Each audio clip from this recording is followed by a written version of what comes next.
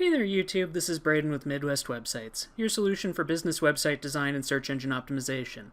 Swing by MidwestWebsites.com today to learn how you can get a professional business website up and running in just 2 weeks. Link in the description below. When getting started online, business owners are usually pretty quick to figure out that they need to get a domain and a hosting platform up and running in order to get a website built for their business. Unfortunately, once it's up and running, one of the steps that tends to get overlooked is securing that website in order to protect it from bots and hackers. Today we're going to take a look at a WordPress plugin that is specifically designed to work with WordPress called Wordfence Security. Wordfence is an endpoint web application firewall, or WAF, that is designed to specifically protect a WordPress website from the server itself, rather than a cloud-based web application firewall like Sucuri, which is designed to protect traffic heading directly to the domain of a website. Both types of protection can be very useful for a business website, and there's been a lot of digital ink spilled on the topic of which is more effective, endpoint security or cloud-based security. Both have their benefits, both have their drawbacks, both can be bypassed by someone who is really willing to put in the work to do so. We're not going to get too much into that today. We're instead just going to take a look at what Wordfence brings to the table and take a look at getting it set up so that you make sure you cover all of your bases when you do the initial installation. As you can see here, I have Wordfence installed on example.midwestwebsites.com already. It's the only plugin that I have installed, and I'm using a default WordPress theme with it, so we can see how it works in a vacuum. Your experience with Wordfence may vary a little bit depending on the other plugins and themes that you have installed, so just keep that in mind if you see something that looks a little different as we're going through this video than what you're used to seeing on your own website. Upon activating Wordfence, you're going to see that you actually have a button on the left-hand side of your dashboard specifically for Wordfence. That's going to bring up a few additional options for you when you hover over it or after you click on it. After you click on Wordfence for the first time, you're going to be prompted to provide them an email address that they can use in order to email you updates about whether Wordfence has been deactivated or if it has found something that needs to be addressed right away. Once you've supplied that information, you're going to be able to see everything that's in the dashboard. The dashboard's just going to give you a light overview of everything that's going on with Wordfence at a given time. I have the free version installed, which has limited functionality compared to Wordfence's premium version. They charge $99 a year at the time of this recording in order to get the premium version of their plugin. This price can vary a little bit per site depending upon how many years you purchase for up front or how many sites you purchase for up front. As you can see here, we also have a couple alerts that are going to be very important to take a look at. We're actually going to start with this first one up at the top here, which notes that to make your site as secure as possible, you need to take a moment to optimize the Wordfence web application firewall. You can start that process by either clicking on the click here to configure or by going to the firewall link here on the left. Now, there are a couple of critical details that we need to look at once we're in the firewall section of Wordfence. As you can see here, the firewall is currently in what's called learning mode. When learning mode is activated, it's basically going to give Wordfence's firewall the chance to learn a bit about your habits and the habits of your visitors when they're going through your website or working on the back end of your website. Unfortunately, the drawback to this learning mode is that initially it's set to last for a week, and unfortunately, while learning mode is active, it's not actually allowing the firewall to do its job to protect your website from attacks. Fortunately, you can skip learning mode by going over to manage the WAF down here with this link. However, most users aren't going to know to look for that right out of the gate. Many webmasters will, which is good, but if you're an average user who's just installing Wordfence and expecting it to do its job right from the get-go, you're going to be surprised if in that first week a bot happens upon your site and compromises it. So in order to activate the firewall, we'll just go over here to where it says it's in learning mode, and we'll go ahead and just switch it over to enabled and protecting. Once we've done that, we'll need to go up to the upper right hand corner of the screen and save our changes clicking the blue button up here. You're also going to want to make sure that you choose the option to optimize the Wordfence firewall here. By doing this, you're going to make sure that Wordfence's web application firewall is actually able to go into effect before any other part of your WordPress site even loads, ensuring that the endpoint protection is working as intended. In order to set it up, you're going to have to download backups of your .htaccess file and your .user.ini before the continue option is going to be available for you to click on. This is a good thing to have as a precaution to make sure that if this change does break something within your website, you or your web developer can go in and revert things back to the way they were, even if the site goes down, by accessing your hosting platform's file manager. Once you click continue, you'll see that the message says that the firewall is now optimized. You'll close this, and you'll be good to go. Now that our firewall is on, we now have protection for any traffic that's coming over to our server's IP address, or any traffic that's coming to our normal web address, which in this case is example.midwestwebsites.com. Next, we're going to want to go ahead and take a look at another important detail in the firewall, and this is going to be a difference between the free version and the premium version of Wordfence. As you can see here, the premium protection is disabled since I'm just using the free version for this video. However, it also notes that we're using the community version of their threat defense feed. What this means for the average user is that there's going to be a 30-day delay on any firewall updates that premium users are going to have access to as soon as they're set up in the firewall. This can be particularly unfortunate if there is a major breach, because you're not going to have access to those defense mechanisms until they've already been infecting websites for a month. If your site happens to get infected with malware during that time, you're going to be liable for the cleanup. And while Wordfence does offer cleanup options, they actually charge you for them, regardless of whether you're on their premium plan or not. As you can see here, they charge $179 to clean a website, and while they do provide you with a year of the $99 per year Wordfence premium, that's still a pretty hefty ignorance tax that you have to pay if you don't have the premium security set up to begin with.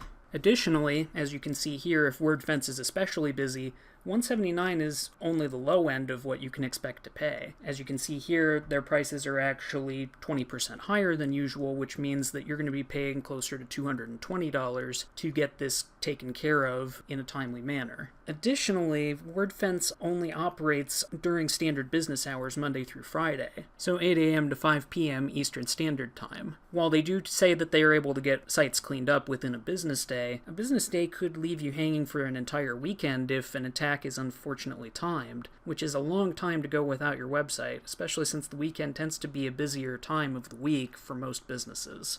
If you want to be a little more proactive, Wordfence offers options in that regard as well for you, the first of which is also going to be another paid option through their site security audit.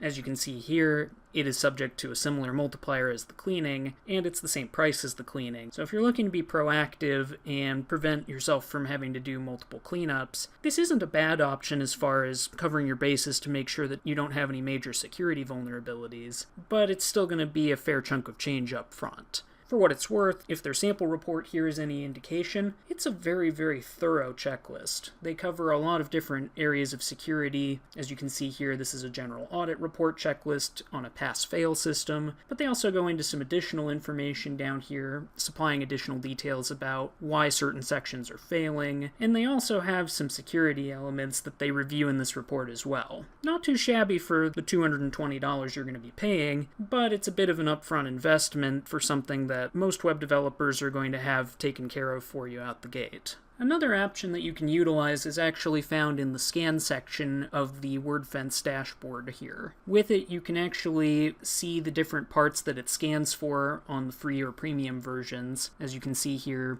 things like blacklist checks or spamvertising require the premium version, but most basic elements to keep a website running smoothly are covered on the free version. You can also start a scan on demand by clicking the Start New Scan button here. If you don't do this, the free version will scan your website lightly each day, doing a more thorough scan every 72 hours. The premium version tends to do the more thorough scans by default each day, but you have a little more control over how you can configure those. The scans on demand don't take terribly long to run. We're going to let them run real quick here and see if they find anything on example.midwestwebsites.com. Now that the scan is finished, we can see that it has not found any major issues. However, examples of issues that I've seen Wordfence pull up involve WordPress versions being out of date, plugins being out of date, themes being out of date, and other potential security issues along that vein. Definitely a helpful batch of information to get if you're not used to having access to it. For those who want to get a little more involved in managing their Wordfence security, you can go into the Tools section over here, which is going to give you additional security options, as well as additional tools to see who's visiting your website. Some of them, like two-factor authentication, are locked behind that premium paywall. However, you can also take a look at things like live traffic to see who's visiting your website, and you can even do things like look up who's accessing your website and from where using the whois lookup. For web developers, there's also an import-export option here that you can use to take a default set of Wordfence settings from one WordPress site to another with relatively little hassle. If you'd like to take a look at everything that Wordfence has to offer all in one place, you can just head over to this All Options section here, and you're going to have access to pretty much every setting Wordfence has to offer so that you can truly customize your experience or your client's experience when getting Wordfence set up.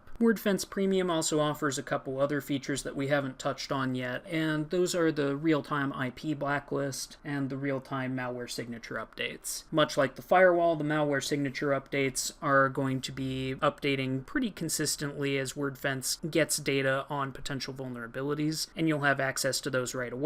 You're waiting 30 days otherwise if you are running on the free version. And the real-time IP Blacklist is actually designed to block IP addresses that are currently involved in attacks on other Wordfence protected websites. So if a website across the country or across the ocean is being attacked by an IP address and it tries to hit yours, it's going to be stopped at the door before it can get to anything. That being said, while endpoint security is touted as being better than cloud-based security in a lot of cases, unfortunately there are some things that it does not cover. The two primary areas that are most important to you are going to be the lack of a content delivery network. Unfortunately, there are a couple areas that an endpoint web application firewall is not going to be able to help you out with that a cloud-based firewall will, and those are going to be content delivery networks, or CDNs, and protection against distributed denial of service, or DDoS attacks. CDNs are useful for businesses that do business across the country or around the world, as they allow for a website to load from a server that's closer to where their users are accessing the website from. So a user in Canada will access your website through a server in Canada rather than having to go all the way to a server in the US, for example. This system is also beneficial for protecting against DDoS attacks because a wide variety of hits on your server can be distributed to these different servers around the world to mitigate the impact that's felt rather than having your hosting company absorb all of it. If you're looking to have a more comprehensive security solution, I would personally recommend going the route of having both an endpoint system like Wordfence and a cloud-based system like Sucuri to cover all of your bases as effectively as possible. If you have to go the route of going one or the other, there are some benefits that each offers that the other doesn't. I would steer clear of the Wordfence free version in almost all cases due to the delay in firewall and malware updates. You don't want to wait 30 days for a major security breach to get resolved. You want that resolved as soon as possible. If you're concerned about cleanup charges, companies like Sucuri offer them as part of their packages, even at the lowest level, just for free, whereas you have to pay for them with Wordfence.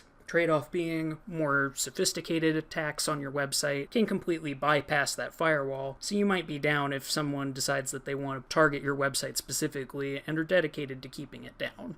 One other point against Wordfence is that it is going to draw upon the resources of your hosting server in order to operate. So if you're running a more robust website and you can't afford to have the extra stress on your server right away, I would steer toward cloud solutions as an opening step and look at something like Wordfence in the future once you've upgraded to a more sophisticated server. And that covers the basics of what you'll need to know in order to get Wordfence up and running successfully. If you found this information helpful, please don't forget to like, share, and subscribe. It definitely helps the channel out, and it definitely helps get this information out into the hands of those who need it. Thanks as always for watching, and have a great rest of the day.